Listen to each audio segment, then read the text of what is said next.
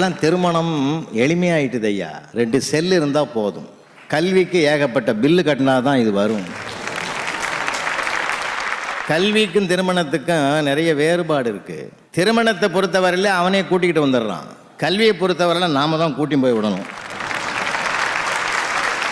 இன்னும் சொல்ல போனால் பிரச்சனைன்னு ஒன்று வந்தால் திருமணத்துக்கு பிறகு அம்மா வீட்டுக்கு போயிடலாம்.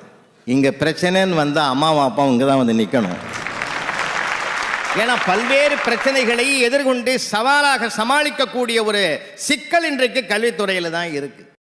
உறவுகள் சூழ்ந்திருந்த காலத்தில் பெற்றோர்களுக்கு இது சவாலா இல்ல, கருவிகள் சூழ்ந்திருக்கிற காலத்தில் பெற்றோர்களுக்கு இது சவால்.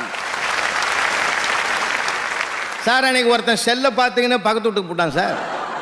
அந்த அம்மாவும் டிவி பார்த்துக்கின்னு தோசை விட்டு போடுது. பிள்ளையாவது பெற்றவங்க சொல்றதை கேட்கறானா? சரஸ்வதி பூஜை நடக்குது, சாமி படத்து மேல பாட புஸ்தகத்தை மூட்டையை